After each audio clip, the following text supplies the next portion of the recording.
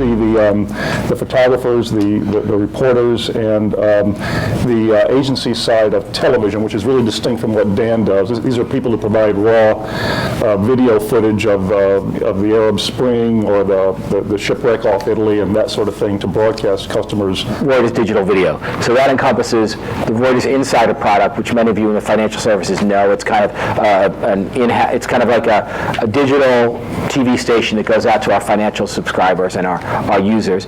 We have Reuters TV, which is our relatively new channel, less than a year old, on YouTube, which is we're one of YouTube's content partners that they in the $100 million they threw into the market last year. We got a piece of that, and we use that to develop 10 shows. And in those shows, we try and highlight the personalities of Reuters and do a little more slickly produced MTV style, in some cases, short documentary style in other cases, videos that really are not basically, it's not CNBC, it's not Bloomberg TV, it's not CNN.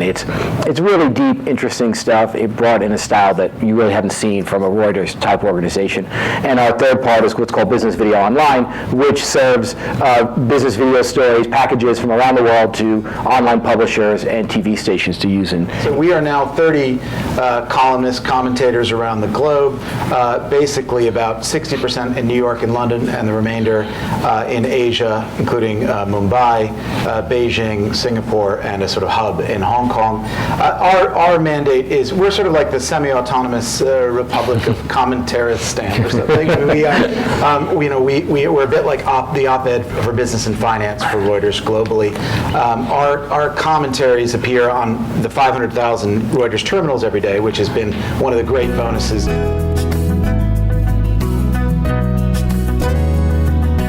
80% of cable news was crap. And that doesn't mean that I thought it was bad journalism or unethical or anything. But essentially, it was redundant guests. It was third and fourth tier guests coming on later in the day.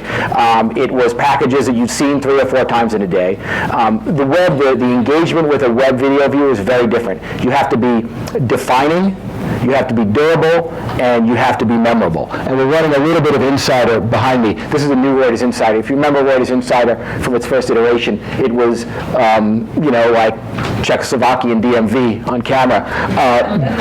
This is not that anymore. We boost that production style as well. So we have a mission to have a real identity in the market, to be smarter, slicker, and engaging to a wide audience that is fairly new here at the company. And for video, it's challenging because our competitors on the web are the same people who are on TV, and they spend the money once on TV and they run the exhaust on the web. We don't do that. We produce only for the web, and we produce, there's a style to it that can't be mimicked by just dumping live TV in there, and that's where we think you get an advantage. I think have a pretty high bar as to what we write about these things. It's got to feel inside and smart. It's not easy every day, and we count on working with a lot of you guys and your clients to make sure we've got everything right and we've got the right point of view. And even though, as some of you may know, you may not agree with what comes out on the page, I think you'll see that we debate it pretty vigorously.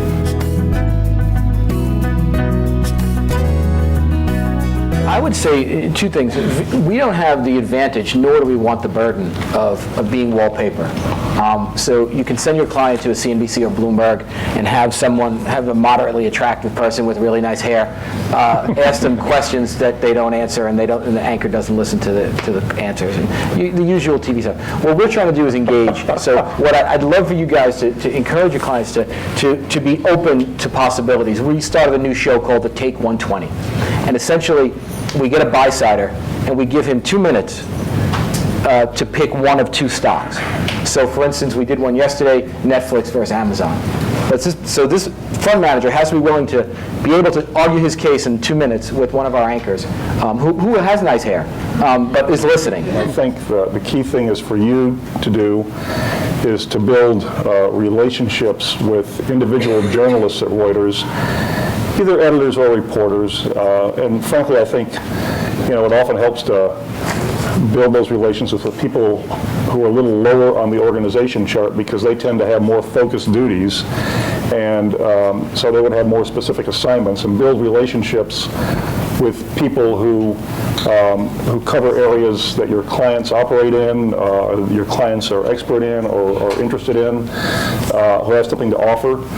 My big thing is, a relationship like this, a relationship between a PR person and a journalist really is a commitment, so there are really no backsies. If you come on Reuters TV or Reuters Insider and you say something, you have to own it, and you can't, there's no Monday morning quarterbacking, there's no whining after the fact. I mean, it's said, it's there. You knew what we were doing because we're very transparent with what we engage. And if it doesn't look exactly the way you want it, look, we understand you're serving two masters. You have your client yelling at you on one side, you have us yelling at you on the other, right? It really is a matter of when you're in, you're in.